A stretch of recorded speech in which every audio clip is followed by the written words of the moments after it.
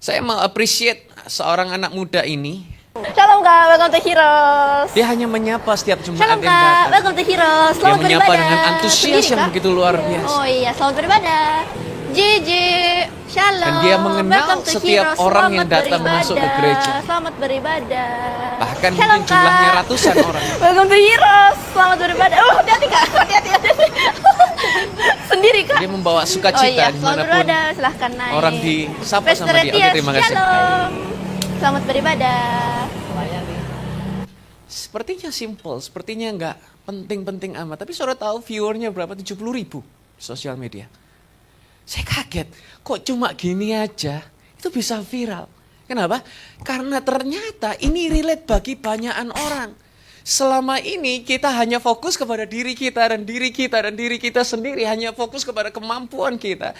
Dan nggak banyak yang mau being vulnerable, menjadi sepertinya gak berdaya dengan kita harus menyapa orang dan memperdulikan orang lain.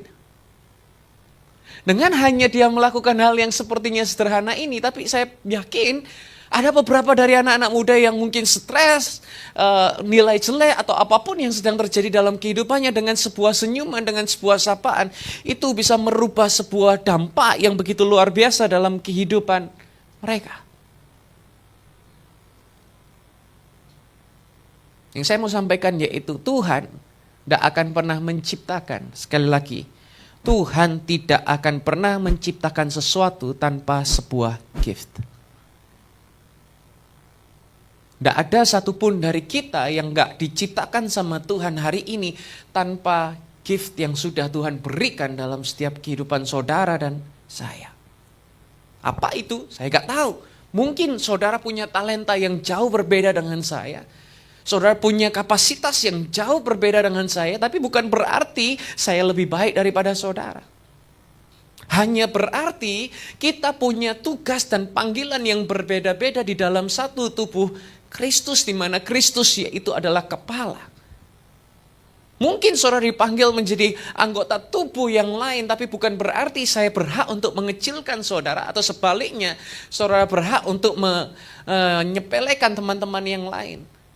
Tapi ketahui, setiap saudara punya karunia, punya talenta, punya anugerah yang Tuhan sudah berikan dalam setiap kehidupan saudara. Dan saya yakin dan percaya, bukan hanya anugerah itu untuk saudara.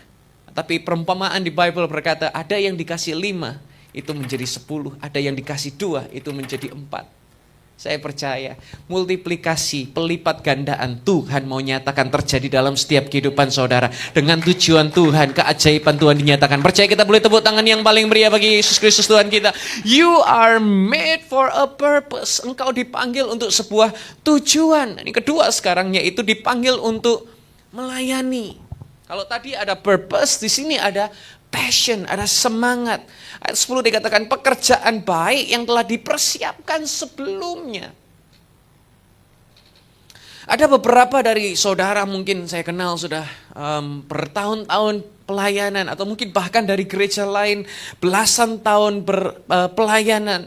Tapi saya mau tanya sama Tuhan, kepada saudara, tentang kalau saya seandainya tanya apa sih arti pelayanan, maka saudara akan menjawab apa? Apa arti pelayanan bagi saudara?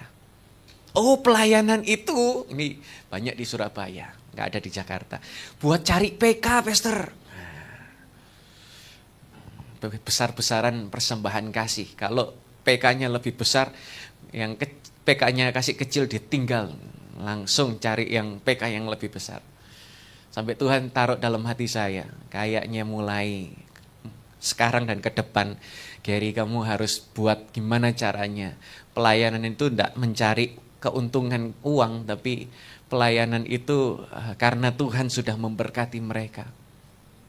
Dan di kota Malang, kota Makassar, habis ini Surabaya, semua pelayanan akan di non-PK-kan, cashless.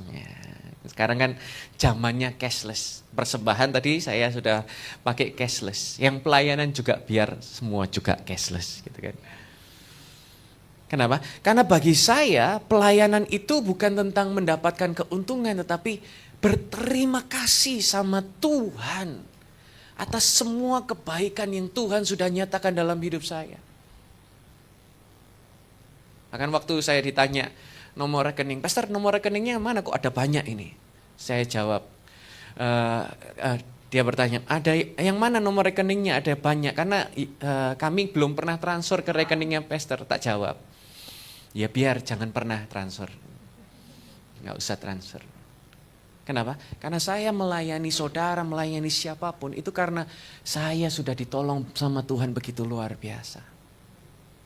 Boro-boro cuma 1 kali. Kemarin waktu di Makassar, jadi hari Sabtu, saya dari Surabaya ke Makassar, itu pergi ke puncaknya, di puncak. Kalau di Makassar itu namanya Malino. Itu perjalanan sekitar 2,5 sampai 3 jam. Sebetulnya dekat, cuma 60 kilo, saudara. Tapi jalannya itu hancur semua, berbatu dan geronjalan, bolong-bolong semua begitu. Jadi perlu waktu sampai 3 jam, hanya 60 kilo. Kalau di Jakarta 60 kilo itu paling cuma berapa menit ya, sebentar sekali mungkin. Dan hancur semua, saya jam 12 siang naik ke puncak itu, di Malino itu. Saya melayani jam 8 malam, ngobrol-ngobrol dengan mereka dulu, melayani jam 8 malam, selesai itu jam setengah 11 malam. Saya turun ke Makassar, kira-kira baru sampai jam 1:30, jam 7 pagi saya khotbah lagi sebanyak 7 ibadah. Jadi total dalam 2 hari itu 8 kali ibadah, dan hari Seninnya saya harus pagi-pagi jam 5 pagi ke bandara untuk langsung naik lagi ke puncak yang di Surabaya, itu di Kota Batu. Ya. Itu sekitar 2 jam perjalanan, saya setir sendiri untuk ada retreat family blessing di sana. Dan tidak ada satupun saya berharap Tuhan minta PK sama Tuhan. Tidak. Kenapa? Karena ini adalah ungkapan saya syukur semua Tuhan nyatakan dalam setiap kehidupan saya. Dan saya rindu bahwa saudara juga punya passion yang sama untuk melayani jiwa-jiwa, di mana saudara itu peduli terhadap orang yang dikasihi sama Tuhan. Yesus melayani kita lebih dahulu, bahkan menyerahkan hidupnya. Pelayanan kita itu adalah respon syukur, bukan beban kewajiban. Bahkan ada di Bible seorang yang bernama Nehemia. Nehemia harus meninggalkan nyaman. Dia punya posisi, dia punya kedudukan, dia punya tempat yang sangat nyaman sekali. Tapi dia tinggalkan semua itu hanya untuk apa? Bangun tembok. Dia meninggalkan kata nyaman untuk membangun tembok. Kalau ada dari saudara yang merasa bahwa kok gak ada yang hidupku bisa disyukuri, saya mau berkata kepada saudara, lihat karya salib Kristus. Bahwa apa yang gak layak seharusnya kita dapatkan, Tuhan curahkan dalam setiap kehidupan kita. Tuhan menyelamatkan, Tuhan memulihkan, Tuhan mampu menyembuhkan setiap kondisi keadaan kita. Tuhan jadikan baru, dan apa yang Tuhan berkati selama-lamanya Tuhan pasti akan berkati. Yang percaya kita boleh tepuk tangan yang paling meriah bagi Yesus Kristus Tuhan kita. Sebagaimana passion Tuhan berikan dalam hidup kita, itu gambarannya adalah seperti handphone saudara yang saat ini begitu banyak aplikasinya. Nggak tahu bagaimana dengan saudara, tapi saya punya handphone yang punya aplikasi yang kadang-kadang saya nggak pakai.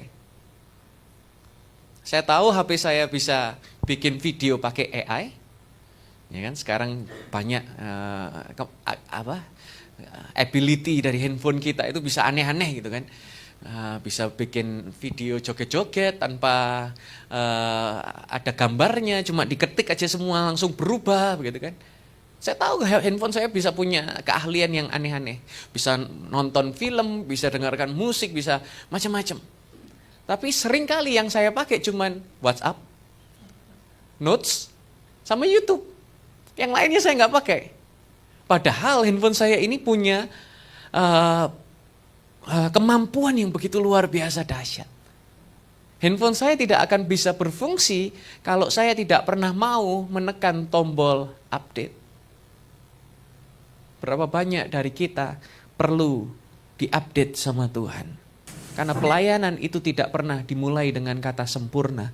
Pelayanan itu dimulai dengan kata mau melangkah. Kira-kira apa kebutuhan di sekitar saudara? Baik itu di gereja, di komunitas, di keluarga. Pelayanan terbesarmu seringkali lahir dari kepekaan terhadap kebutuhan yang ada di sekitar kita. Hanya dengan mendengar, hanya dengan memberi waktu, hanya dengan memberi hidup untuk melayani. Itu bisa menjadi your greatest ministry. Gak harus semuanya ada di mimbar. Saya berkata bahwa ketika saudara melayani di family blessing, ketika engkau melayani jalan-jalan, ketika engkau melayani dimanapun engkau terpanggil, it could be your greatest ministry. Itu bisa menjadi pelayanan terbesarmu. Jujur saudara, seorang Gary kalau berkhotbah, mungkin jauh, pastor-pastor lain jauh lebih baik. Urapan mungkin ya nggak ada apa-apanya lah saya. Tapi kalau urusan terjun ke lapangan, oh boleh diadu. Mau sampai pelosok manapun tak jabanin. Bahkan di belakang itu ada yang pernah sama-sama saya sampai ke Palu, sampai ke Kupang, masuk ke daerah di Soe, itu ndak ada listrik, susah air, susah sinyal, sampai ke pelosok pun hayu. Mungkin saya nggak punya karunia yang sehebat orang-orang lain, tetapi saya punya gift untuk mau selalu melayani dimanapun, kapanpun, keadaan seperti apapun. Mungkin saudara juga belum punya karunia seperti orang-orang yang saudara lihat atau saudara idolakan. It's okay. Hanya mulai dengan kemauan saudara melangkah dan lihat Tuhan yang menyertaimu jauh lebih besar dari kuasa apapun yang ada di muka bumi ini. Kalau roh yang membangkitkan Kristus dari kematian tinggal dalam kehidupan saudara, siapa yang akan jadi lawanmu? Engkau adalah pemenang, bahkan lebih daripada pemenang dalam anugerah Yeshua HaMashiach. Kita percaya, kita tepuk tangan yang paling meriah bagi Yesus Kristus Tuhan kita.